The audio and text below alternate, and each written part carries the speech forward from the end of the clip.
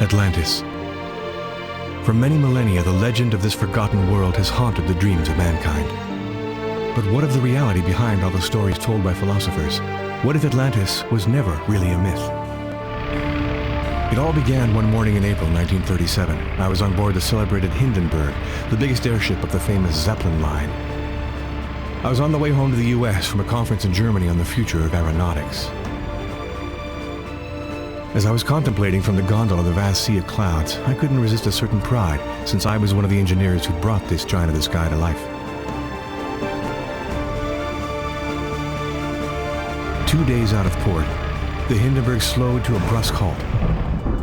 Crew members announced a technical problem and bustled the passengers into their cabins. I attempted to peer at the motors through the bay windows when a most disagreeable meeting occurred, which would make its mark on my whole future. Are you Howard Brooks? Yes? What's the matter? We wanted to know, that's all.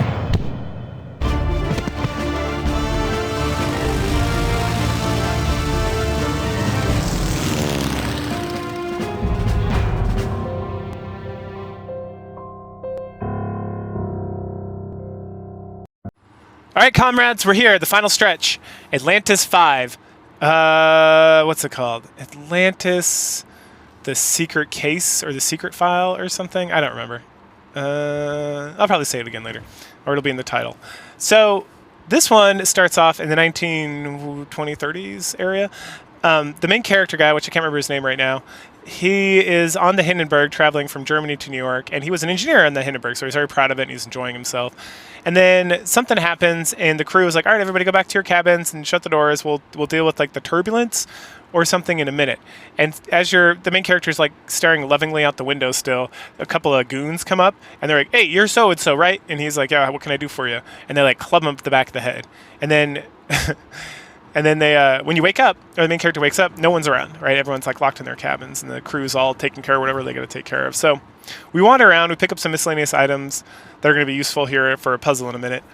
So definitely like point and click adventure. That is what we're doing still from the last game. And then we wander on downstairs, and we meet like Giovette, which is quite the WAP name. I gotta say. Like the fuck. And he's sent by the boss, which sounds like the mafia is clearly in this game, and it is the 1930s, I think. Everyone's wearing like zoot suits and like cool hats and stuff, so yeah, it's definitely in the 1920s, early 30s vibe. They chit chat about how he's been following the main character for a while because the boss sent him to protect him, and that when he saw the guy get brained, he ran up and fought the goons, but the goons were able to get away, and they like jacked up his legs, so it might be broken. And then they like sabotaged some stuff, and then broke his leg. Oh, and then took off on the biplane that's underneath blimps. If you look back in the day, in like that era when they had like these, I can't remember. They didn't call them blimps. They called them. I don't remember off the top of my head, but like the Hindenburg. It starts with an F, I'm pretty sure. Anyway, we also see that like one of the engines is not working, and then the communications room, all the cables are cut. And so we're like, okay, well now what? And he's like, well, the passengers are all safe, those guys are gone, and the crew's like working on some other stuff. So if you can get like this engine working again, we'd be sitting pretty. And so like, all right, cool, I'm an engineer, and I worked on this thing, that should be too easy. So we wander around this like steam room, and like turning valves, and like replacing like cracked pipes and stuff, and trying to get like the pressure correct so that the engine will work and that the thing will keep flying. And the whole time Giovette or whatever his name is like helping us out with like advice, like, oh, maybe you should go do that, but only if we talk to him. So this whole section is pretty good. So we do some more point and click adventuring, and that leads us to, yeah, that's still working. Okay. I clicked off on my phone, so I just want to make sure it's still recording.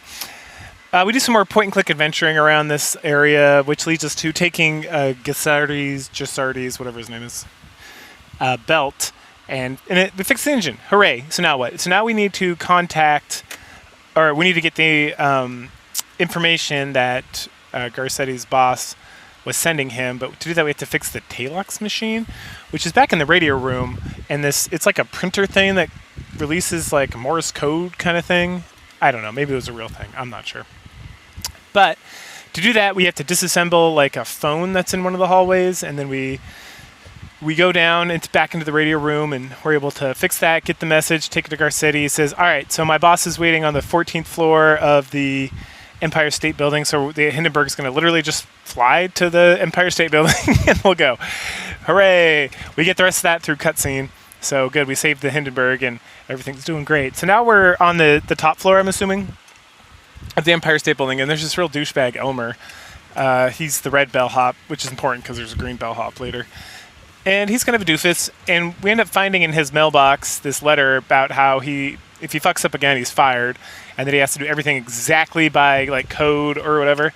So we hand him that letter, and he's like, okay, I'm going to do it. I'm going to do everything by code. And I'm like, cool, so can I go to the 14th floor where I'm trying to meet with this guy who's like super wealthy businessman and who owns like a whole floor of this building? And he's like, no, because you need a pass to use the elevator, and to get the pass, you get the pass from the first floor. And I'm like, okie dokie, so how am I supposed to get down? He's like, you don't. The fuck? I'm like, what about the stairs? And he's like, the stairs can only be used in an emergency. And I'm like, what? So I guess I have to create an emergency. So wandering around, I see this poster I see some warning signs about fire. And if there's a fire, I see the bellhop and he'll take the stairs down. So I'm like, all right, time to create a fire. So we just conveniently find some garbage in like a wastebasket. This part's ridiculous. So we find some like loose paper inside a wastebasket. So we take that loose paper out, and then we go find a different wastebasket so we can combine the two. And then we find a lighter just like lying around in one of these drawers that's just like in the hallway and like a thing. Which, I mean, people used to smoke a lot more in the 1920s and 30s, so it's probably someone just left like a lighter lying around. That's not the worst thing. Anyway, so then we set the basket down in the hallway and we light it on fire, and Elmer's like, oh no, let's go. So then we were able to take the stairs all the way down to the first floor to get our pass. So the first thing we notice on the first floor is that there's a kindly journalist who's just trying to get a scoop with Greta Garbles. Greta Garbles? Yeah, something like that. She's like a real life actress and that really lived and really did movies, and I think she did a lot of silent films. Anyway, she's like this blonde chick, if I remember correctly. And so he's been here for a couple days and he's got a pass for like the whole building, and he's really trying real hard to get an interview with her, but nothing's working out, and he can't catch her, and she's got a bodyguard. So he's just been waiting in the lobby. He's like, she's got to come out eventually, but he's starting to get bored and just wants to give up. And you're like, cool, I'll check it out. And then we meet the secretary of like the building, and she tells us we can't get a pass because one of the bellhops lost like the luggage of Greta Garbles, and then also there's like elevator manufacturing or whatever. And then we learned that Howard, who is the main character, I finally caught his name, is he's a real ladies' man, because any girl you talk to, well, not any girl, every girl but one that I've been able to speak to in this game, he flirts with. And, and even one of them's like, oh, I'll definitely go on a date with you. I don't know if that ever happens, because we like leave the Empire State Building at some point and never return. So maybe he goes on a date with her. Who knows? He's a real ladies' man. But so we flirt with her a little bit, and then she talks about the bellhop, and she thinks it's Harry. Harry's the green bellhop. And we learn that Harry and Elmer are brothers. And so we go accost Harry, and you're like, hey, why'd you lose Greta Garbles' luggage? He's like, that wasn't me. That's some false fake news. And you're like, so who did lose it, Elmer? And then he's like, yeah, Elmer did. He's such a doofus. Blah blah blah blah blah. We're all screwed, and we got to sit around here. And Greta Garbles coming down in like 1 hour, so I got to make sure I like tell her I'm sorry. We're all sorry. We're all the bellhop community is sorry for this grave transaction. And you're like, oh, she's coming down in 1 hour, and he's like, yes, for sure, 100%. Cool. So we go talk to the journalist, and we're like, hey man, I got a scoop for you. If you let me use your badge. And he's like, sure, man, I don't fucking need it. So we get his badge so we can start doing stuff. And we tell him, like, hey, so the bellhop, and everybody's like, she's going to be down in 1 hour in this lobby. And he's like, hell yeah, I'll stick around and do that. And you're like, cool, brother. So then we head up to the 14th floor. But just kidding. We go to the 18th floor for some reason. Because the 14th floor we can't get access to because the elevator system is broken or whatever. So now that we're on the 14th floor, 18th floor, I'm sorry. We wander around, and there's a bunch of rooms, and we can open one of them. And that leads us to, what was her name? It's like Emily McClelland or something like that. Anyway, so we'll call her Emily. So we talked to Emily, and Emily works for, what was her name? Harriet or something? Fuck. Anyway, so first girl who has short blonde hair, which is important to note. Well, it's not even short; it's pinned up short. And so we talk to her, and of course we flirt with her, and she tells us about her terrible boss, and her terrible boss is like the head of security for the. She's like the head of elevator security or something. And she also tells us that she. Oh no, that's a different woman we talk to we flirt with. So then we're like, okay, cool. So then we go and talk, and we learn that she's really into fashion, and that we tell her that she'd be beautiful with like long hair. And this is the girl we ask out on a date later when we convince her to keep her hair long. So then we go find the boss, and she's a real asshole, and she's like, "We're working on it." And you're like, "Oh, okay. It doesn't look like you're doing anything. You're just sitting here with your like typewriter, not typing anything." But I guess that's how this works. There is an open stairway that leads us only to the 19th floor. So going up the 19th floor, this is where Greta Garbo is staying, and we can talk to her bodyguard, who's just chit chats with us for a little bit, and he has a real hankering for the lady in reception on the first floor, and then we can talk to this woman at like Cinema Files or something, Cineworld. I think it's Cineworld, and she's like friends with Emily. the worker girl from downstairs, and we talk about how her boss is a real asshole, and she, we talk, and and she's like, "Oh, take her one of our magazines that just came out and has a nice interview, and it shows some of the trends celebrities think are going to be going on in the next few months or whatever." So we take that magazine, head down to her, we show her the magazine. She's like, "I'm going to do my hair long. I don't give a fuck about my boss." And you're like, "High five, lady." And then this is when we're like, "You're so beautiful. We should go out sometime." And she's like, "Yeah, for sure." And then we get her hair pinned so we can obviously unlock a door later. Meanwhile, and then we go down to the first floor, find out that the receptionist down there, after we flirt with her a little bit more, is named Julia. Come back up, tell that homie that her name's Julia, and we have to do that. I'm trying to remember the reason why we did that. He gives us something. I don't remember what he gives us. He gives us something that we need. But then doing all this stuff unlocks the elevator that will now let us go to the 12th floor. So, the 12th floor and then the second basement. So when we head to the 12th floor, we meet this lady who's sitting out smoking by a window, and we're like, "Hey, what's up, hot cat?" And she's like, "Oh, I'm just taking a break because I fucking hate working with all those accountants and it's annoying." And so we start chatting with her, and we ask her about Foster, and then we find out that there's this guy Lowski who has an office here, and there's been some. Oh, that's what he does. So when we talk to the bodyguard, we have to talk to the bodyguard because he tells us there was some really shady people on the 12th floor talking to Lowski or involved with him in some way. So now we can talk about Lowski. That's how we get that information because it's a point and click adventure game for the most part. There has been one actual puzzle thus far, but mostly it's been point and click adventure game, first person. Good voice acting, good everything else. All right. So now we can break into Lowski's office, and once we have the information from the woman, using the hair clip that we got, obviously. And once we're inside there, we find a piece of paper with some information that is important. And this whole time we're picking up random pieces of paper and random stuff, or looking at random posters. We picked up a magnifying glass at some point, and then there's a poster in the hallway, and if we look at it, and it's got the date that the Empire State Building was constructed, and all this stuff's important because there's puzzles that we got to solve with this information, right? I'm not really talking about it because it's just you get the information, you write it down, you move on with your day. So this game is definitely way better than the fourth Atlantis. I would say thus far it is my second or third favorite one because the point and click stuff isn't that annoying, and the puzzles are interesting. The kind of couple of puzzles, especially because you got to get information from the world and then you kind of meander back over here, but none of it's very obscure. It's you can kind of reason it out pretty well.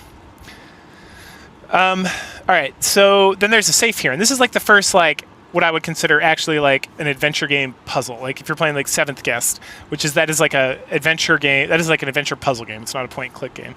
These Atlantis games tend to be kind of a hybrid between point and click adventure, which is pick up item, take it to this person, trade for this, get this information, go talk to this person, and then just straight puzzles. Well, Seventh Guest is a puzzle game. If you know what Seventh Guest is, you can look it up. But with and as I've talked about with all these reviews, this being the fifth one, it's kind of a mix. So far, this has been a nice mix. So this safe, we have to align these. It's almost got a clock face, and there's 6 hands, and there's like 2 yellow hands, 2 pink hands, and 2, I think, white hands. And we got to align them with like arrows, and then like there's like knobs in the bottom. So we kind of got to like, this is really just like a logic puzzle. We got to kind of figure out exactly what we got to do to move them to be in those spots correctly. So once we're done with that, we get a key. And then there's a painting we can like scooch aside, because there's people in the next room that we see, but we can't get in there. And so then we can like observe them. And this is something the woman hints at. She says that she used to work for Lowski, but partially she quit because he was always spying on his employees. And so he spies on his employees by like, he had this painting in his office that we move aside, and then we can hear some people talking about sabotaging the elevator and needing to break into the museum. And that's one of the things we learned before too, is that Foster's has the whole 14th floor, that he has a museum, that he's super wealthy businessman, and that he's kind of like eccentric, but he's very nice to people. So we get some more information. They say some numbers, which is very important for when we're trying to like fix the elevator situation later. But handily enough, Howard writes it down for us. So it's an item in inventory that we can just like look at and be like, okay, these are the numbers. I think that's everything we do on this floor. Yeah. So next up, we head back to the 18th or the 19th floor, so that we can then head down the other elevator, which takes us to the basement. And in the basement, we catch a guy going through like a metal door at some point, and then we can't go through that door, and there's another door like that we can't go through, but there's a third door that we can use this iron key on. And once we use the iron, sorry, I forgot this. So after we go back to the 19th floor, we want to go back to the 18th floor, and there we see, because we hear them talking about it, we find that the boss lady, the elevator security boss lady, has been like chloroformed, knocked out. And then there's like a box next to her that has like a key, like a number puzzle on it. So then we go tell the girl we asked out on a date, and she's like, oh my gosh. And so she calls 911 or whatever, and then they come and pick her up and take her to the emergency room, but she's okay. You know, and she's like, oh my gosh, could believe that happened. That's so crazy. So then now we can go into the room with the puzzle, and then this is where we use like the date of the Empire State Building and some other data that we got from like pieces of paper and stuff that was around to open this. And this gives us like the elevator security key lock thing.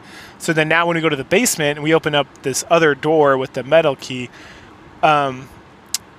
we can get access to the elevator like switchboard thing. And we get some fuses in this room as well. So then we got to put the fuses based on the information we got from the guys when we were watching them, right? And it's something like -2 to 8, 8 to 13, 13 to 7, and then 7 to 14. And that makes it so like the elevators will go to these floors, right? They'll stay in like these areas. And so now that we have that, we can head back to the elevator and take the elevator directly to the 14th floor at this point. Yes. So on the 14th floor, it's like this beautiful, magnificent, it's almost like unearthly, there's no way this is actually inside the Empire State Building kind of like situation.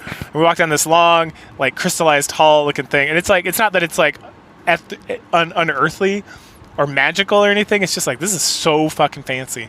And then there's Mrs. Foster's secretary. We talked to her, Mrs. Pennington or something. We flirt with her, obviously. And she's like, you're late. And you're like, I'm sorry, there was a lot of weird shit going on that I had to like take care of first. And she's like, well, whatever.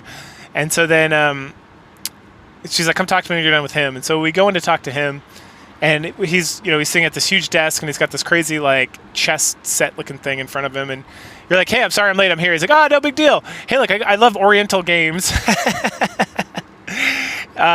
So here's one. Let's play it. And then after we play it, I'll answer all your questions. And it's like, cool. So this is another puzzle, which is good, but there's like two scarabs, like Jade Scarab and Black Scarab. And the Black Scarab has to move like one space at a time, and then the Jade Scarab can only move on like the white spaces, so technically it can move like 2 spaces at a time, sort of, depending on what angle you're going at. And then there's like 3 green crystals, so you have to like not get hit by the Black Scarab with the green Scarab, which moves on his turn, while at the same time getting all the crystals. So it took a little bit to kind of figure out. It wasn't too hard. At first I didn't understand I was supposed to get the crystals. I thought I was supposed to like, there's a place in the middle which looked like you were supposed to trap the scarab in there, but that didn't work. And then I was like, okay, maybe these crystals I can get. And once we solve that, then we get like the lore dump. All right. First thing we do is we get like a key, an Atlantean key, because guess what? Our dad had this, or it's like an amulet. This amulet, which is like part of a key to Atlantis. And there's like 2 other parts. One belongs to this captain guy who no one knows where he's at, and the other one belongs to this lady who's in Macau. Macau is like Hong Kong in China, where it's like it's like an autonomous kind of like state somewhat, but it still falls under like China.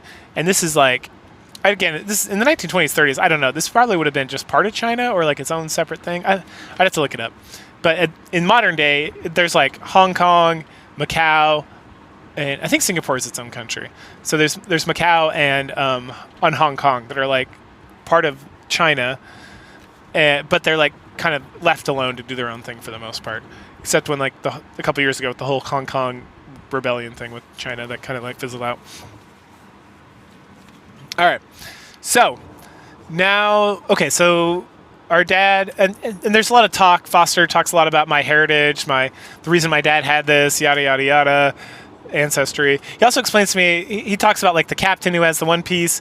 He's like I think he's like a British captain who last time he was seen is in Germany, and he did like adventuring with my dad, I think. And then there's like Kate, I want to say, who's like a archaeologist who's found the other one, and again she's in Macau. What else? Oh, so Lasky is like a gangster. So Foster's not a gangster, but Lasky is a gangster with a lot of like, goons and whatnot. And he's looking for these keys because he's part of like the Tautha group. And they want to take the powers of Atlantis and like rule the world. Well, what Foster wants to do is take the powers of Atlantis and like lift up everybody because he's just generally a good guy. So that's sweet of him. So we need to go get these other two pieces of the talisman and make the true key to like unlock Atlantis so that we can help people and also make sure these other assholes don't get it. Lasky also has an adventurer, like a evil adventurer or explorer, like an evil explorer who's helping him with this stuff. So I'm sure we'll run into that asshole later too. And it's Lasky who hired the goons that were chasing after me, and Foster's known about this for a while. I think he got this talisman from like a pawn shop or something, but he knew of it, and it was like my dad was gonna give it to me as part of like my inheritance, or Howard his inheritance, but then it got lost somehow or something. I think that's everything. And Atlantis is real, obviously. This is the 5th game in this Atlantis series, so we all know it's real. I'm trying to think if there's anything else he like lore dumped on me. Anyway, so we're gonna take the Hindenburg to Macau to look for this archaeologist so we can get the second part of the key, and then we'll figure out the captain thing later because no one knows where he's at. And Miss Paddington's going to like take care of that. So since we got to go talk to Miss Paddington again, gives us a good opportunity to flirt with her. And she's like amicable to that somewhat. And then we take the Hindenburg all by our lonesome out to Macau. So we're taking our journey to Macau in China. And there's only one place to go when we land here. We're in like some docks, and there's some junks, which I don't know why they're called that, but like these like if you think junk, Chinese ship, you know exactly what I'm talking about. So we approach this one and head downstairs, and there's a casino downstairs, and we meet like a motley crew of characters. There's I think his name's Li Ting, he's the bodyguard, and then there's the bartender, and then there's like a lady of the night. I don't think she's actually a prostitute, but maybe. In Korea, they call them juicy girls because prostitution's illegal. So you're not paying for sex; you're paying for juice. You're buying them a drink, and then if they have sex with you, that's like their decision because we're all consenting adults. But they will not talk to you unless you buy them a drink. So I don't know if this is like a juicy girl or whatever. Because we do end up buying her a drink later. And then we meet this guy who's he's gambling on like rat races, like literal rat races. But I guess he was like, he's won too much, or he was like too excited. He says too excited. I don't know what that's supposed to mean. But they won't let him like gamble. He's on like a temporary like hiatus from being able to like gamble in the rat races. And so he wants you to take some money and bet on like this surefire win, rat number 6. And you're like, yeah. Oh, and then the whole time you're looking for Kate. Kate. What was her last name? You're looking for the archaeologist lady. I know her first name's Kate. It's Summers or Summerland or something like that. It's not important. Kate. We'll just call her Kate. And no one knows who that is, but this guy who's like, everyone's like Chinese, except this guy is clearly like European of some sort or American. He has like an American accent, but even like the British guy you meet later has like an American accent. So it's just, he's not the Chinese. Even the Chinese people have American accents. It's kind of dumb. Anyway, so I think he refers to himself as a European.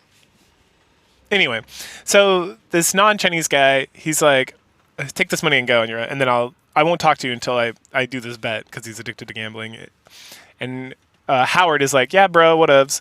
So I go to like make the bet for him, but all I can hear is like snoring from like the ticket counter or whatever, the betting counter. And so now I got to sneak into the back, and this is actually pretty fun. Not gonna lie, it's one of those sliding block puzzles which kind of suck, but I've played so many of them, particularly that one erotic visual novel that I played, which was all sliding block puzzles, that I've kind of mastered them at this point. And so there's like a guide. I'm using a guide, obviously. I feel like it's not super necessary for this game. It's not as like brain dead as like the as number 4, which is just like a point and click adventure, which you could not fail at. This one's a little more involved.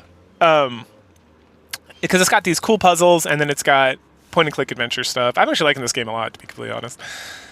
But it's a sliding block puzzle. It's really not that difficult. So and I'm glancing at this guide every once in a while. Just I like having it because I don't want to waste my time, because I got like 10 billion games to play before I die, and I'm only gonna live like another 100 years or whatever. So I'm looking at this thing. I'm looking at the guide, and it's like 500 steps, and I'm like, I'll just figure this out. I don't need to like try to walk through this one by one. So I'm able to figure it out pretty quick and knock it out. And it's funny because I was playing next to my wife, who was like falling asleep, not watching. She was like just tired. She was like trying to do some other stuff, like figure out where her kids are going to go to school. And then she's like, I hate these block puzzles. They're so hard. I'm like, watch this. I'm a master. And she's like, whatever. And then I did it. And she was like, that was actually super impressive. And I was like, it's a system. These things are always exactly the same. It's like a Rubik's Cube. Like those guys who are good at Rubik's Cubes, they just like look at it and they're like, okay, I do 10 steps. Now I just got to now I just got to turn off my brain and I'll solve it real quick. So it's like that with these block puzzles. You just got to glance at them, and then it's like, okay. Once you get like the first or second column or row, the rest of it just like automatically falls into place. Anyway, it's super fun.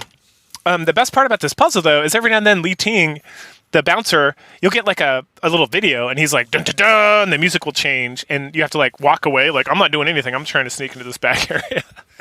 So that part was really cool. It was really funny.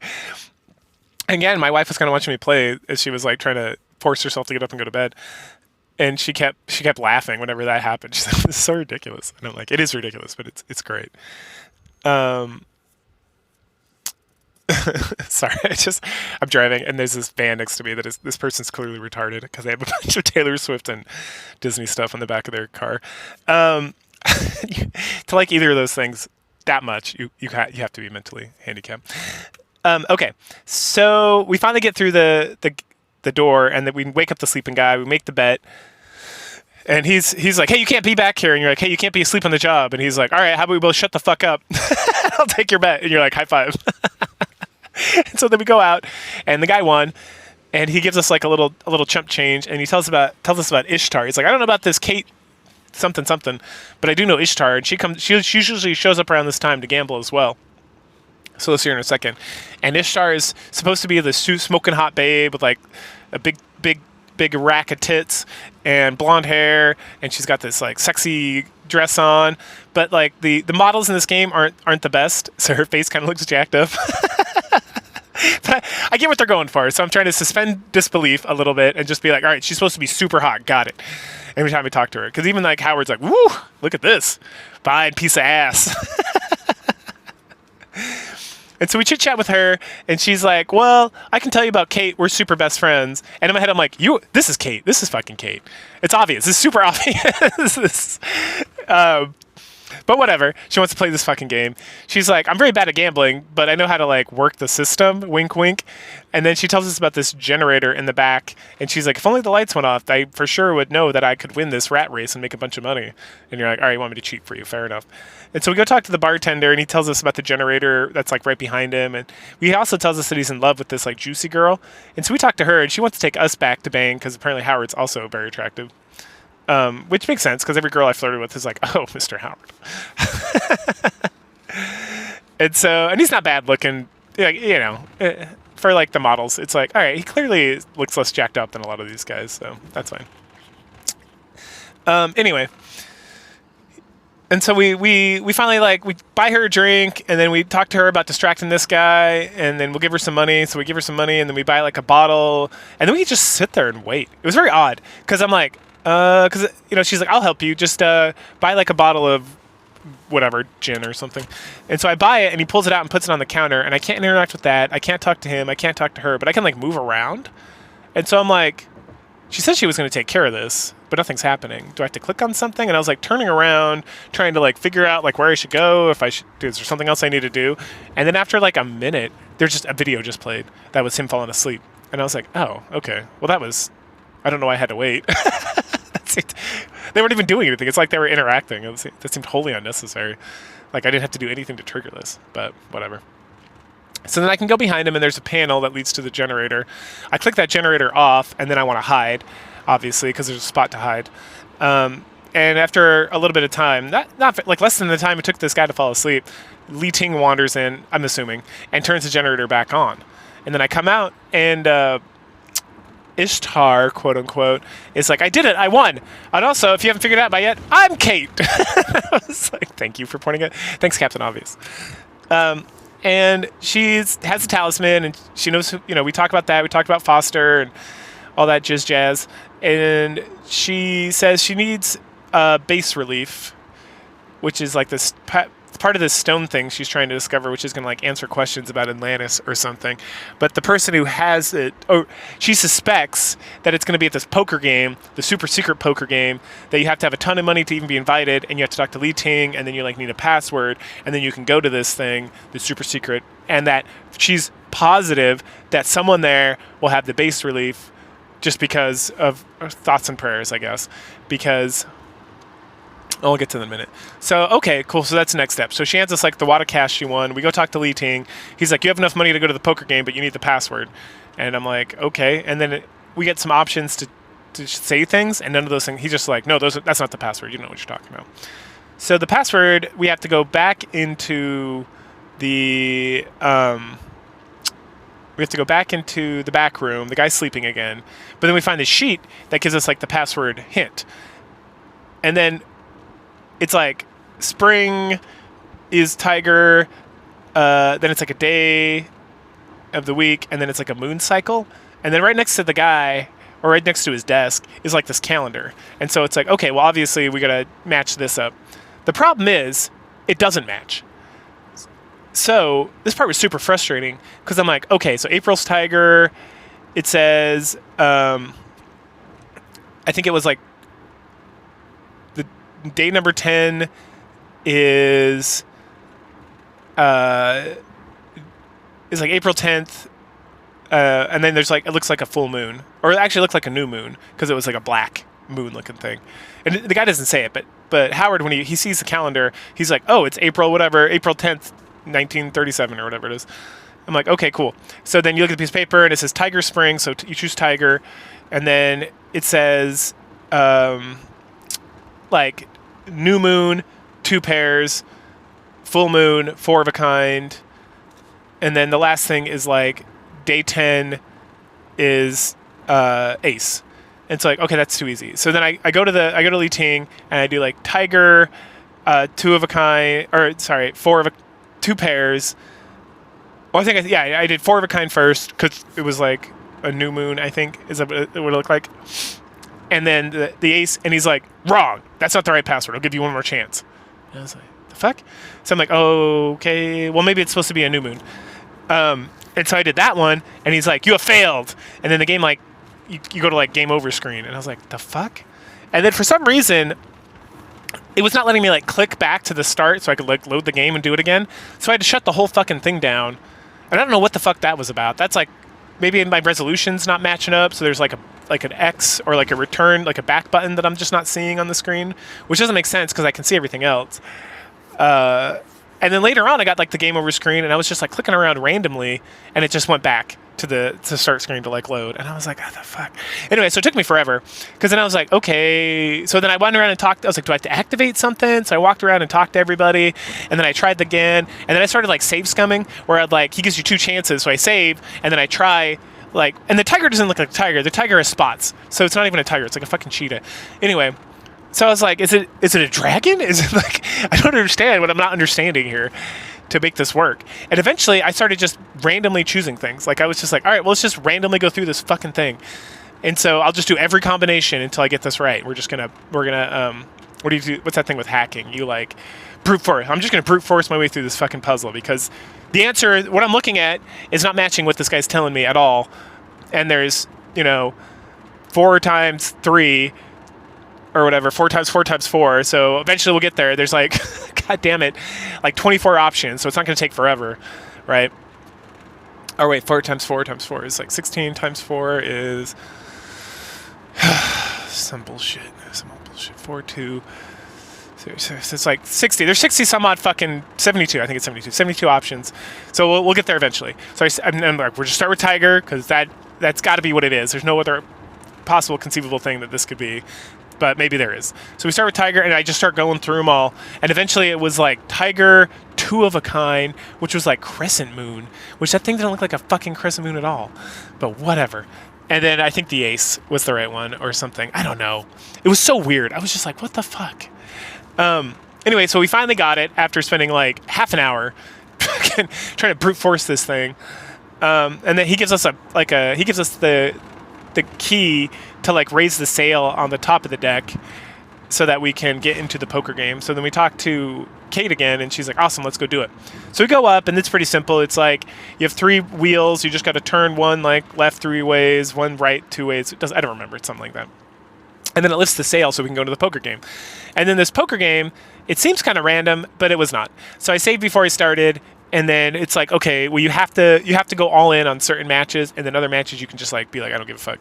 Because what you're trying to do is, so you meet Elliot finally, and Elliot, it makes it seem like you met this guy before, but I don't remember meeting this guy before. But he's like the adventurer guy who works for Lasky, who's like he like is fighting against you. He's like the no ethical adventurer guy, like kind of Lara Croft. Well, who was it from Lara Croft? There was a guy like that in Lara Croft too, or in the Tomb Raider games, like the good ones, the original ones. I actually like the Square Enix ones, to be honest. They weren't great, but they were, like, fun. All right, anyway. So, there's him, there's the gambling guy, our gambling homie, and then there's this Chinese fisherman.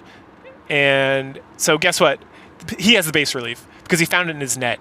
He just found it, and then he came to this thing. And with this game, we gotta bankrupt him without letting him win, because if he wins, like, one game, he's, like, out, and the game's over. So we got to bankrupt him so that he plays the base relief. And if I remember correctly, it's like you got to go all in the first round. The second round doesn't matter. Third round, you got to go all in. And then fourth round, you go all in, and then you win. So pretty straightforward. I was trying to like wiggle waggle the first time I played. I got it my second try because I kind of like, I noticed immediately that it was like, oh, I have the exact same hand every single time. Okay, so it's not random.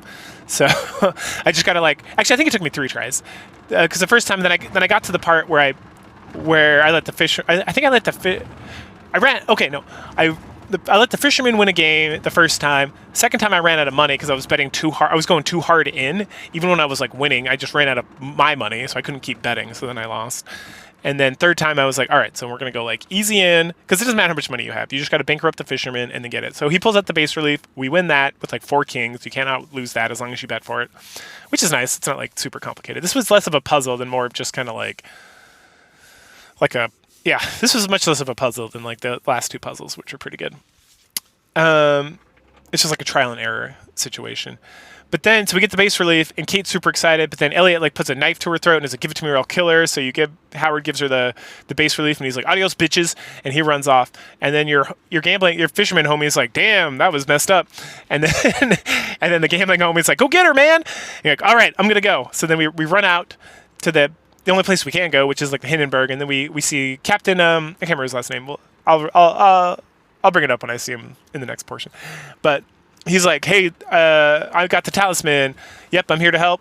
I'm going to join you. We're going to head to India. How do you know that the guy's in India? Because that's where the other base relief is. And So now I got my captain homie, and we're going to hop back into Hindenburg and head to India to chase after Kate. And then we do. We sail off. We float off to India. So now we're in India. And we're not in any like fun part of India really. We're in some mountain temple area, and it's covered in snow, which is cool. And we learn that this is like it's like an old palace from some old Raj or something. It's called like the House of Glass. And as soon as we walk off the Hindenburg with old Captain Blackbeard or whatever, we see Kate. It's like, Kate, what are you doing here? Though she's in like a bird's... You ever see SAO season 2? She's almost like that. She's like on the top of this like mountain wearing her like party dress in like the winter because there's like snow on the ground and stuff. And she's in this cage, and the cage is just like, it's like a bird cage, like it's just like sitting, like it's so ridiculous. Like you get off the Hindenburg, and you're like, hey, there's Kate, and you walk up to her, and there's just like this little gazebo like thing, and she's just like in there, and then Elliot like broke the handle off after he like pulled the lever to like put her in this gate. And my question is like, who put this here in the first place? Who's like, I need a cage on this like veranda so that this prisoner, whatever prisoner I'm gonna lock in here, can like look out at the beautiful like mountain landscape while I go inside my like palace and let them like freeze to death, I guess. Like weird. It's cool though, whatever. So we talked to her for a little bit. We find out that Elliot came over here. He's looking for their bas relief, and that she told him like a lie. So she told him it was somewhere, but actually it's like somewhere else.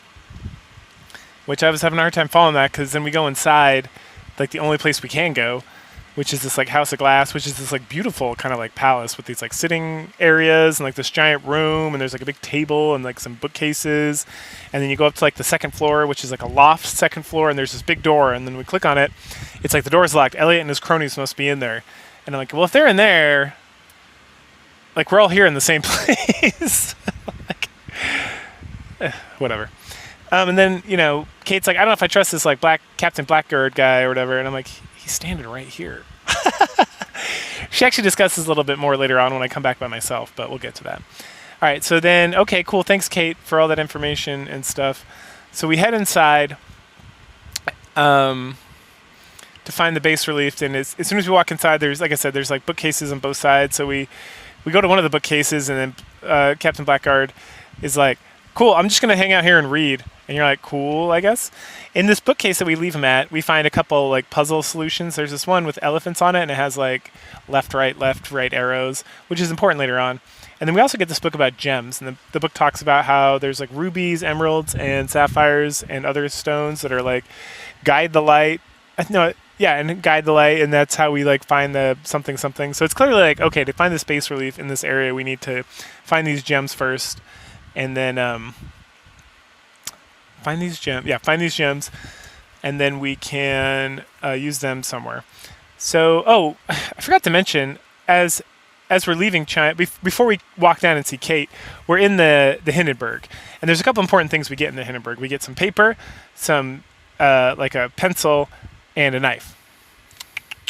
Yeah, and we talked to Captain Blackguard a bit, and we learned that he served with our father in World War I, and that they both had the amulets at the time, and that he was aware of all this stuff going on, and talks about his amulet some more, and how Foster recruited him and such. And so we tell all that information to Kate as well. Okay, so when I was checking the locked door, there's this statue next to it, and with an inscription, and that's what we use the paper and the pencil on to get that inscription. And it's in Sanskrit, so we can't translate it, but obviously Kate can.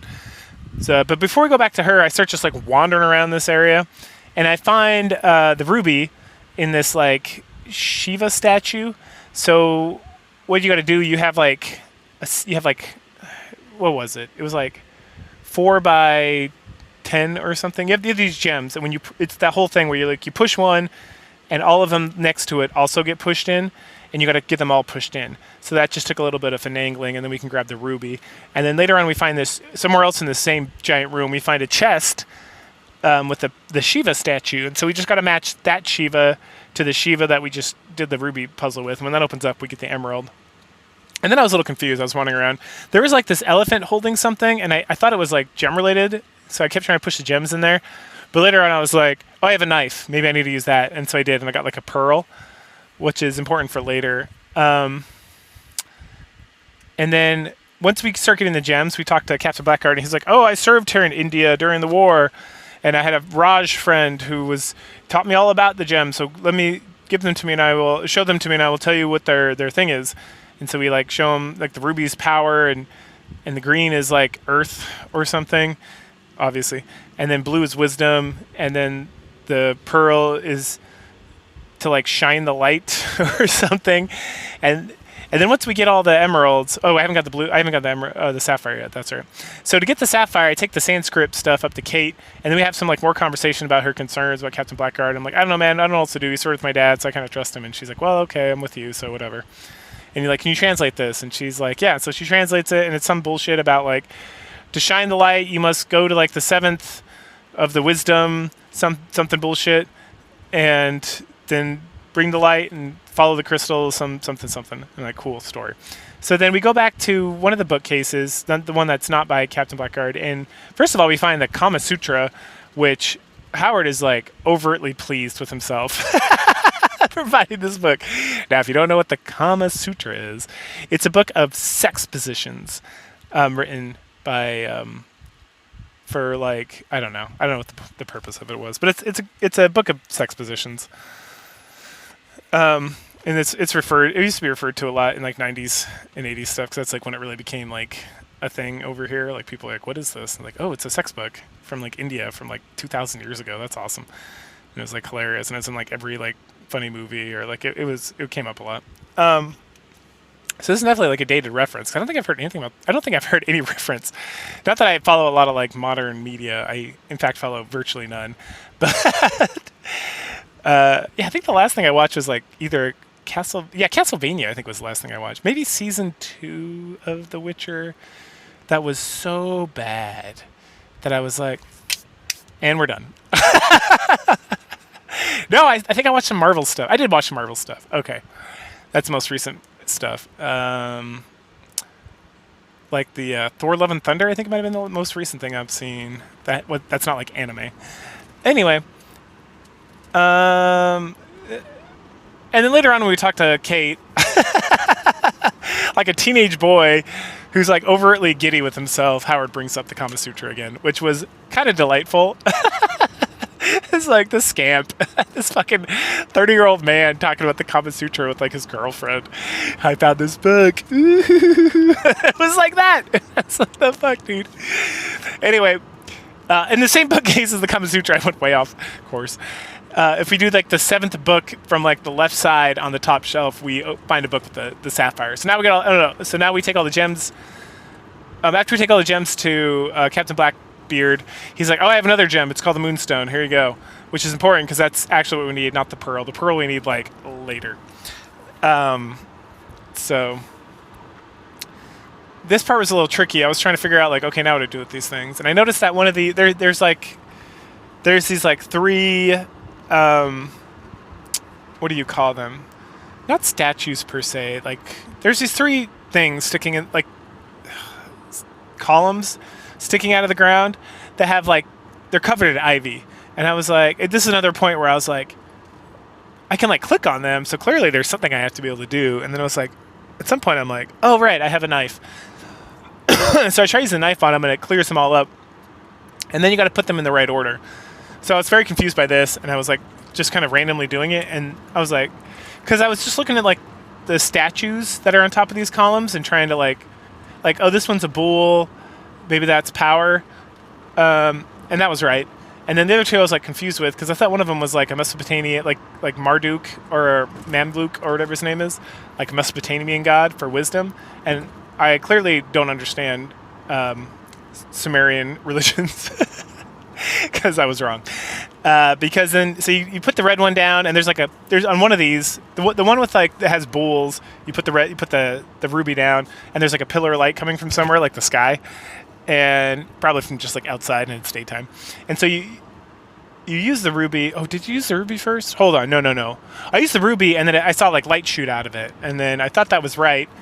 So I just got to get like light shooting out of all of them, and then I was like, oh no, the lights need to like shoot at each other, so I'm doing this wrong. So I actually think I did, was it the ruby first? I actually don't think the bull, yeah. I think I was like confused because I was like, well, the bulls are powerful. But then I remember that Blackbeard was talking about how the ruby is like a sign of authority. And so that was like the Mesopotamian guy. And then the wisdom's like the second one. So the first one's green, I think. I think it's the emerald, and then it shoots to the sapphire, which shoots to the ruby, which then shoots to the door. And so I go up to the door, and I tried doing the pearl, and that was like, no. And then so I put the moonstone in there, and then that shot to like another column, like an actual full column all the way up. And when I opened that up, I got the bas relief. But as soon as I get the bas relief, I get clobbered upside the head again. Motherfuckers. But this time it was Captain Blackbeard. I got betrayed. Boo. And so Captain Blackbeard and Elliot are like talking shit about me while I'm like locked in this like prison, it looks like. I find out later it's like a sarcophagus. And then they like meander off, and I'm like, man, fuck those guys. So how do we get out of the sarcophagus? We do Sudoku. So if you don't know what Sudoku is, and you think I'm joking, I am not. It's probably going to be on the screen at some point. I don't time these videos very well. So yeah, you do Sudoku. You do like ancient Sumerian, Mesopotamian, or Indian, whatever. I don't know. Sanskrit Sudoku, which is kind of annoying, but also not super hard because it's Sudoku, and Sudoku is nearly not that hard. You just got to look and see like. The premise is, and usually when like you see your mom or grandma doing it to like, you know, train their brain or whatever bullshit reason why people do that shit, it's like numbers. So it'll be like, okay, you have a box, you have a 3x3 square, and you have to get all 9 numbers in there, and you're like, that doesn't sound that hard. And it's like, well, you now have, so you have that, and then you have a 3x3 of those, and then you can't have the same number in like going vertically or horizontally or within that box. And so then it becomes more of like a thought process where you got to kind of like a process of elimination and kind of see what's available. And they always come with like some stuff already filled in. I guess you could just make your own.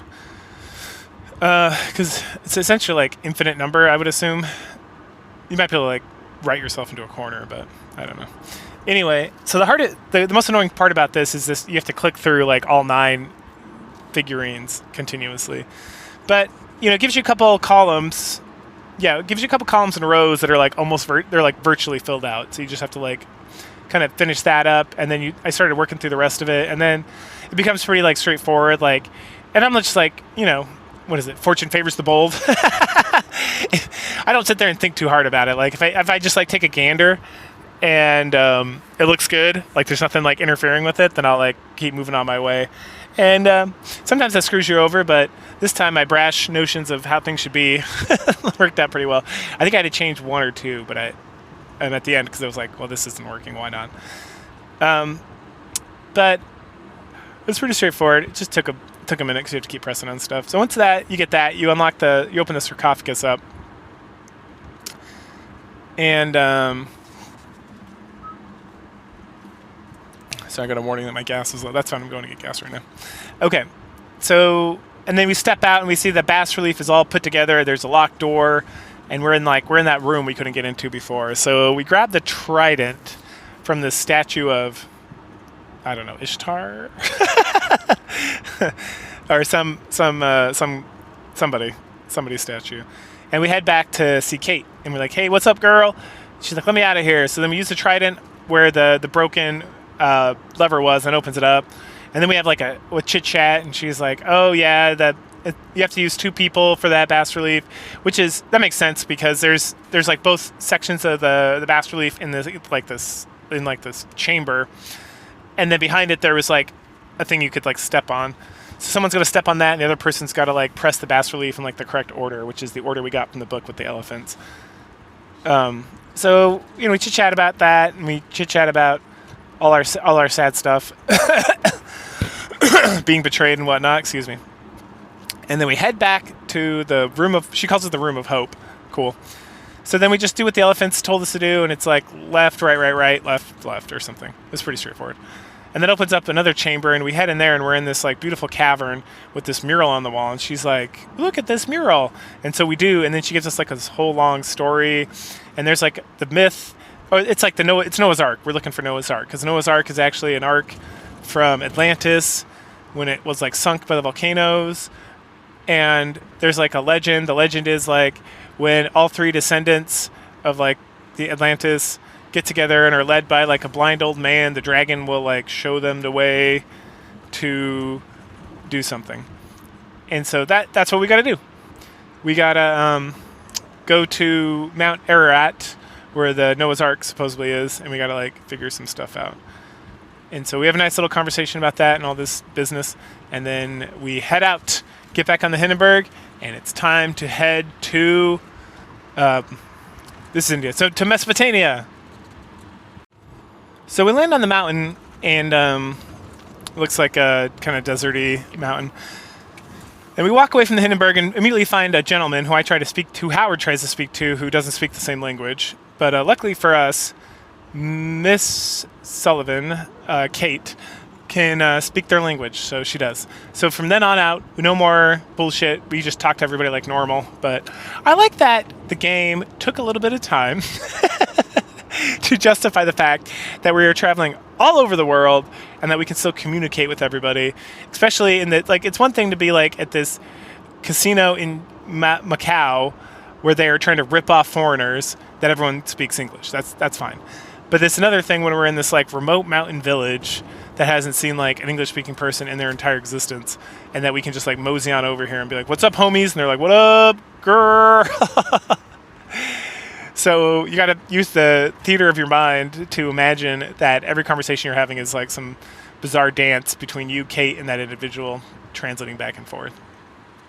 So we talked to this guy, and he's an herbalist, and he talks about how these foreigners came and they like released the dragon gas, and like then they ran away or something, and that there's like an old man who can like figure out the solution to that, and also that he has this poultice, but he's only willing to give it away for something precious. So hey, guess what that pearl we found before was for? This is it. So we give him the pearl. He's super excited about it, even though it's just a fucking pearl. And he gives us some herb poultice. We then continue on our way and find a village.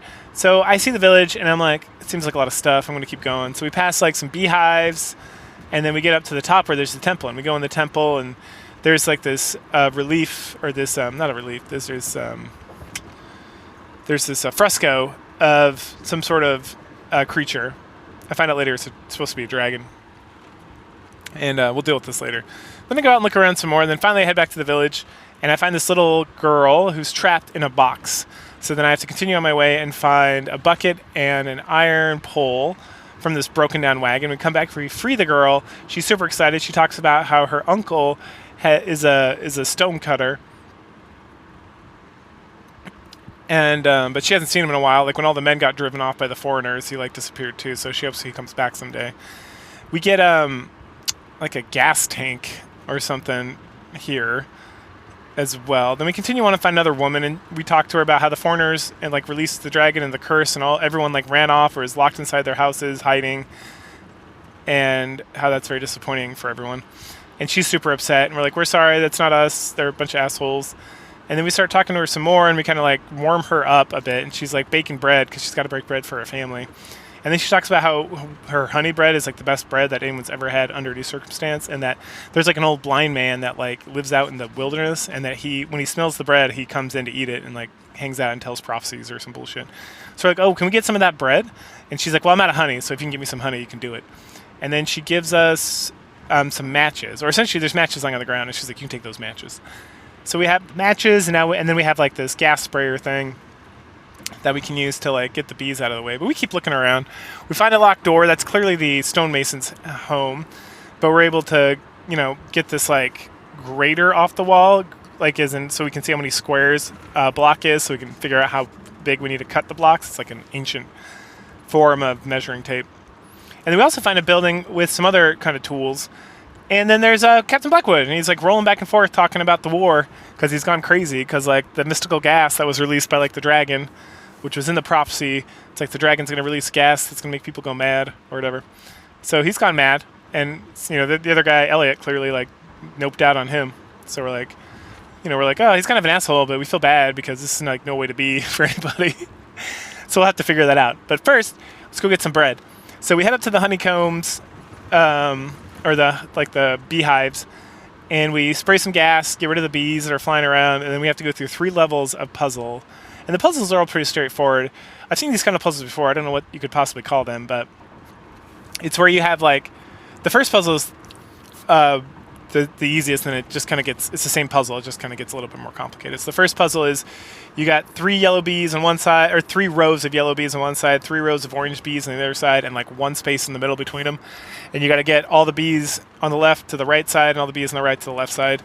And it was pretty easy. The third time, it just keeps adding like rows. So the third time I kept messing up, I messed up like twice because I just wasn't paying attention. But it's really straightforward. How you want to do it. You just like you gotta never put the same color bee next to each other and leave spaces open. Which leaves spaces open for the bees to like jump over each other to go back and forth until you get to the very end, and then you can like stack them up because no one's moving past that point. So got through that pretty quick. Got the honeycomb, took it back to the lady. She made her bread. It was another situation like in the bar in the Chinese casino junk thing, where it's like I gave her the honeycomb. She's like, "Good, I'm gonna make this bread," and then I'm just like, "All right, I guess now we wait," and we did for like a minute. I was like, I could go walk around, I guess. But I'll just stay here. I just like looked at crap on my phone, and then finally the old man shows up and he's like, "Ooh, hoo, hoo, bread!" And so he gets some bread and sits down. So we go say, "What up, man?" He's like, "Hey, what up?" And we chit chat with him for a minute, and then he says something about Atlantis, and we're like, "Ooh, Atlantis, yeah." So I give him my talisman, and then he gets possessed by Marduk or something, because then he's like, 1,000 years ago, your ancestors came here, and like we've been waiting for 1,000 years to tell you that you need to gather the three of you with your 3 talismans, and that's going to open the way up back to Atlantis and restore something, and some more prophecies and some more cryptic bullshit, right? Because these games love that cryptic bullshit. And so he talks for a while, and then he gives the amulet back, and then you're like, "Man, that was some crazy stuff you told us about Atlantis." And he's like, "Atlantis, what are you talking about? I have no idea what you're talking about." So when he's not in possession, he doesn't remember what he said when he was possessed. So that's fine. He then talks about like the dragon up in the temple again, and then we hear this little girl that we rescued. She's like, "No, Asuka!" And not Asuka from Evangelion. Asuka's her doll that she dropped in the well. So then we have to go get some wire from a barbed fence down by the Hindenburg, come back, combine it with that bucket we found earlier, and then we can use that to get her doll out. And then we're like, she's like, "Yay, thank you so much, you're the best. I was so sad about Asuka." And you're like, "Yeah, no problem. So about your uncle's wood cutting or stone cutting house, it's locked." And she's like, "Well, I'm not supposed to tell anybody, but because you saved Asuka, I'm going to let you have the key. It's underneath some wood in front of his house." And you're like, "Oh, that's so obvious. Of course it's there." And it is. So we get the key, we open the door, and there's like some more tools, like some stone cutting tools, and then there's like this bizarre like powder mixture thingy. Later on, I realized it's to make paint for the stones, which is obvious. At first, I was like, "Are we going to make like a potion for Captain Blackwood?" I don't think so. No, this is for paint, because then we're like, all right, cool story. So then we go back up to the temple and we find a big pile of stone, and then we kind of measure out how big like the dragon relief, as people keep calling it a dragon. So even though it doesn't look like a dragon, it's a dragon. They keep talking. So we go up there. There's like generic stone, and so then we use like the ancient measuring tool to see how big each one of the empty spots are, because the dragon's missing like 4 stones. And then we go back, we take the stone, and we go back to the uncle's stone cutting workshop, and then we cut the stone down to size, take it back up to the temple, put it in, and it's like, all right, now what? Oh, I guess we had to paint it. That's when I realized, oh, it's paint. So we dig up some roots to get red paint nearby the temple, and then head down. So in the stoneworker's workshop, he's got this whole paint making contraption. But first we have to grind down. Yep, it's a very point and click adventure. We got to grind down the root so we get some like, so it's ground down, and then we got to use like a sieve to like shake out the powder, and then we get the red powder, and then we put it in this contraption, and it's got yellow powder, blue powder, red powder. And then we have to make light blue, dark blue, gold, and yellow. And we do that. There's like 2. It's pretty straightforward and simple. There's literally 2 things we can manipulate. And we just every stage. So we open like both at the same time. Then we open just the left and just the right, and then we have like both closed, if I remember correctly. And that gives us the 4 colors. We then walk our asses back up to the dragon mural in the temple, and then we just paint the very obvious spots where they need to go, because like it's almost like a rainbow, where it's like the top part is the light blue, then it's like dark blue, and then it's like yellow, and then it's like gold, something like that. Where it's super obvious we do that. Once you do that, we get the Atlantis crystal. Yay, we got it. I didn't know we even needed this, but here we go. So now the issue is we got to cure Captain Radagast, or whatever, Captain Blackbeard, of his insanity. And to do that, we need a thing that the blind man's going to give us, but we need alloy. So where do we get alloy? I don't know. Who does know? Probably the herbologist. Or what do they call himself? Yeah, it's like herbologist. That doesn't sound right. Anyway, the guy who gave us like the cure for snake venom that we haven't like yet used. But don't worry, it's gonna happen quick. So we go talk to him. He's like, oh yeah, there's some aloe vera leaves you can get over here by the beehives. So we go up to the beehives, and literally we just turn around from facing the beehives. Instead of going up the path, we like turn a little bit more, and they're right in the middle. So we grab that. We get bit by the snake, and then we almost die. But then Kate saves us by giving us the cure that the herbologist gave to us earlier. So glad we had that poultice or whatever. So we didn't die. Hooray. So we take the aloe back to the blind old man. The blind old man is like smashes it real good and is like, give this to him. So we go back to Blackguard, give it to him. He's cured from his madness. Hooray! He apologizes. He's sorry. He wanted to like do something and then ended up not being the thing. And then he tells us the whole story about how him and Elliot entered like the temple, and then they tried to like access the room, but then someone hit something and released this gas, and like it looked like Elliot died, and Captain Radagast, or Captain, I don't want to keep saying that, Captain Blackguard like runs away, but all these people got like affected with madness, including him, and that's where he's at. So, and the reason, and then Howard explains that the reason why is because the gas came out because they didn't have the correct talisman. They had the two correct talismans. They had Kate's and Blackguard's, but they didn't have his because he gave him like a fake talisman. And he's like, oh, that makes so much sense. So now we go back up to the same room. We have to do like a little puzzle solving. It's pretty simple. It's one of those things where it's like a kid's puzzle where it's like, okay, you got to get like the boat, or usually it's like a truck from one side to the other. There's like a whole app, like mobile app about this. And you got to move like other things out of the way so you can create like a clear path. And so it took a little finagling, but I was able to get this boat across. It opens this whole entrance up, and then we see this like big room, and there's the talisman. So we take the fake talisman, toss it, slap the good talisman on there, and it opens up the door, and we can see the ark. But guess what? Dun da da! Elliot was hiding in this like fucking box on the side, and he like jumps out. He like does this ridiculous like 10-foot leap into the air to grab this like bull's horn, which releases like a trap door, and we plummet into it, and now we're stuck in this trap door. And it's like, man, fuck that guy. It's so now we have to play this. We do something first. We're all sitting there, and we're all kind of sad hippopotamus. We can look up, and I think Blackguard is like, oh yeah, I saw it. You have to pull that thing up there, and when you pull it, it'll like release the prison so we can get out. But to get up there, we have to create like a stairway to even get close enough to use like our iron rod or whatever we have in our inventory to knock this thing and open the gate. So to do that, there's like this puzzle, and the puzzle is we got to like press different blocks that raise. We press these like buttons on the ground that raise these like stone blocks, and we have to press them in like a very specific order so that they raise up in a way that creates like a staircase. So that was fun. That was fun times. Then we climb up the stairs and we knock the bull's thing, and it opens up the grate so that we can get out. Hooray! Wait, before we do that, there's a whole thing where we have to like light a torch and then grab like a snake ring, and I think the snake ring is actually what we use to push the buttons or just start to activate the puzzle. Anyway, so once we're up, we enter the area and we see a little shot of Elliot on this. There's like two.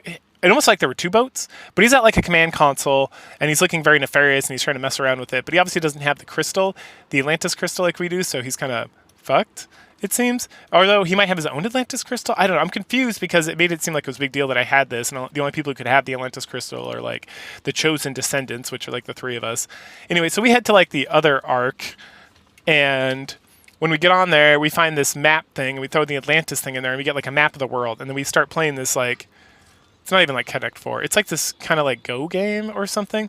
It was kind of annoying. And I didn't feel like there was really strategy to it. I kind of just like eventually beat this guy.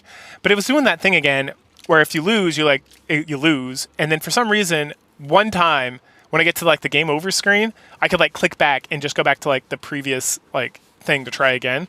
But like with the guessing the password thing in the junk casino, here again, like you got like a map, and you have these like hexagonal or circle things, and then you get to take a turn, and then Elliot takes a turn, and essentially you have to get from like point A to point B on the other side, and then Elliot just has to stop, make it impossible for you to connect those things. So all he has to do is create like a short little wall, which if you were playing against like an actual human being, this would be impossible to do. Because there's not enough space for you to like kind of circumvent to get around, because it's just not set up correctly. Anyway, but because it's like a dumb AI, you can like outwit it, or it just like doesn't always make the most optimal move, which can cause So you're able to defeat it eventually. It took me like a long time. I don't want to say 10 times, but it took like at least 5 or 6. But it was super annoying. But eventually I just kind of like circled the whole freaking globe to get around to it, because I was trying to go straight, and then he would like just kind of block it off and then shut me down, and it would be like, then I have to like restart the whole game, because there's like no way to leave like this game over screen, which is super bizarre. I don't know if it's just like this abandonware version that I'm playing or what. Then maybe they patched it in the future, but then that didn't get uploaded to like the abandonware site, or maybe like the no CD thing that is also from the abandonware site is not working correctly, or I don't know. Anyway, so once we do that, Elliot gets thrown off a cliff and he's dead, and then we see a map that has like a trail, and Kate like copies the trail, and that's supposed to lead us to Atlantis. And we're like, awesome, time to go to Atlantis. But record scratch, stop that. We run out of the temple, and then we get back in the Hindenburg, and we fly back to New York to meet up with Foster, and we just get like some overtalk by Howard talking about like, oh, we defeated Elliot, and we're one step ahead of the Tuatha clan or whatever group, or Thule group or whatever it is, and we met back up with Foster, and Kate was able to make the map before the whole thing collapsed in on itself, and now we're headed to Atlantis. And we're gonna find out what our destinies hold. Dun dun dun. The end. And I'm like, oh, okay. Well, clearly, somebody thought they were gonna make a sequel. And unfortunately for us, there is no such thing. As the company folded, and then the production company, like the developers folded like shortly thereafter, and then the production company folded like also relatively soon afterwards, like a couple years later. So that is the end of the Atlantis quintology. Yeah, there's 5 of these games, right? Yeah. All in all, I enjoyed it. So that's a good time to announce what I'm going to talk about, which is my final thoughts. Onward to my final thoughts. So for Atlantis 5, Atlantis and whatever the game, it's in the title. I don't remember what this game is called. It's like the Secret Files or something. I enjoyed it. It's a very well-made, like, first-person kind of point-and-click adventure game with some decent puzzles. Like, nothing too crazy, but also there was a bit of a chance. Like, you had to use, like, your brain more often than not. And sometimes you didn't. Sometimes you could just, like, roll through it. But I thought the puzzle design was pretty good. I want to say the puzzle design... I still think the first Atlantis, as janky as it was the best. No... Yeah, I think out of all, like I barely remember any puzzle. There was no puzzles in the 4th game in the version I played, so I have no comment. So it's like irrelevant. But when it comes to the puzzles in the 3rd game were terrible. The ones in the 2nd one were like not very good. So it's really between this one and the first one. And I feel like I enjoyed the puzzles better in this one, but there's like more variety, and some of the puzzles in the first one are very funny and interesting. So I would say, when it comes to puzzle design, the first one is the best, then this one, which is interesting. It's like the first and the last. And everything between was like whatever. When it comes to story, I felt like, again, the first, second, and this one, the stories were all interesting. They made sense. They kind of like dealt with each other. Like the second one felt like a sequel that, I'd almost say like the first and second one were like were a continuation. So that's like the one story. And that story was interesting. Like it was a little odd, but I like the little snapshots you got of the different kind of worlds that you went to. And then at the very end, you kind of got like the wrap up. So if we're just talking about the overarching narrative of like the original Atlantis and how that went and where it came from and like the black monster and like the light, I liked all that stuff. The little stories were also pretty funny. Like I thought they were well thought out. They were unique. They were quirky. So I almost want to give it to the second game for the best story, because the little stories were good, but like the overarching narrative falls apart without having the first game. So I would say the first game and second game and the 5th game, story-wise, then 4th, and then the 3rd one is just trash. The 3rd game is hands down the worst one across the board. Again, outside, the 4th one isn't much better, but at least there's like a narrative with a beginning and an end and characters that were somewhat interesting and some like intrigue and things that were going on. Like the 3rd one, I could barely, it's like the lady shows up to investigate something for some reason because she's an archaeologist, and then she like goes to like make-believe Egypt and then leaves. Like nothing really happens there.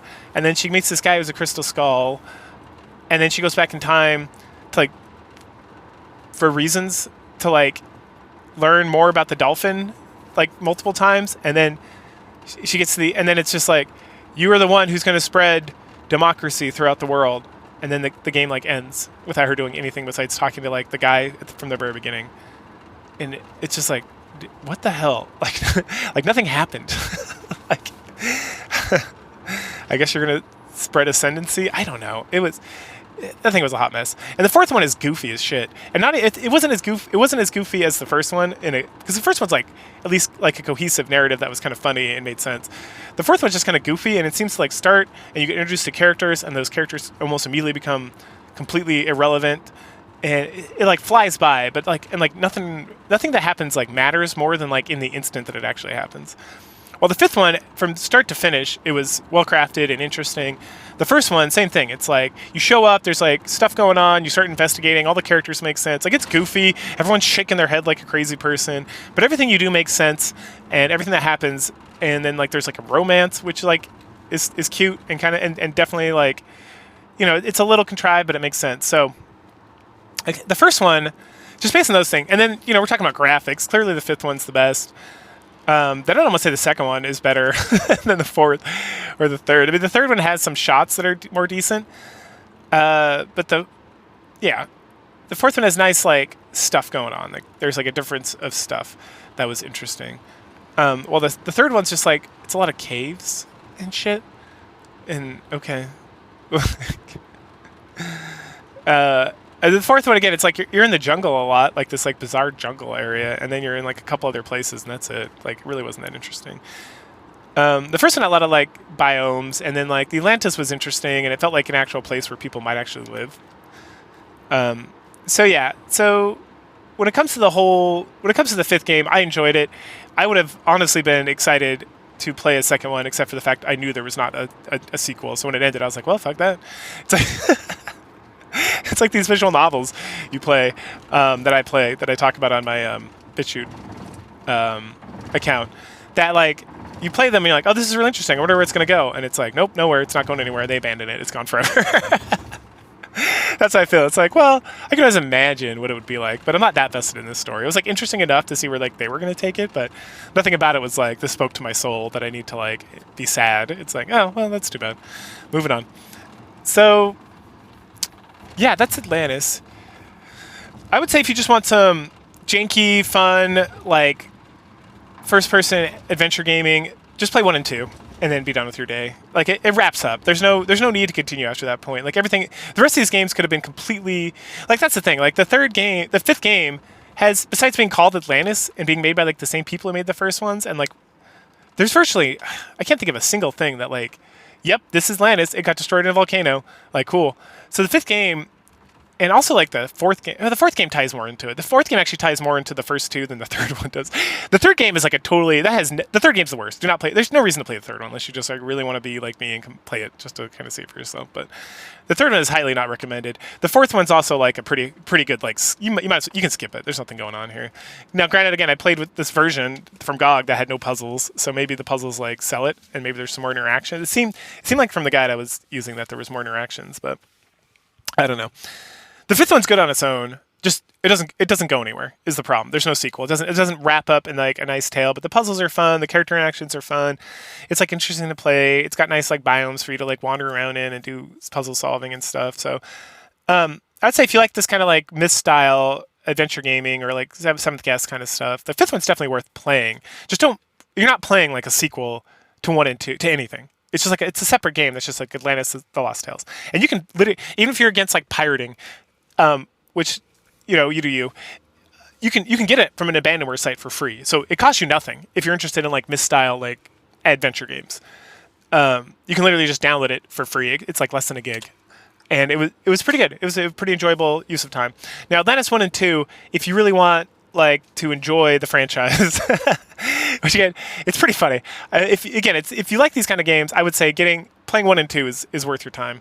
Like, they're funny. The puzzles are pretty good.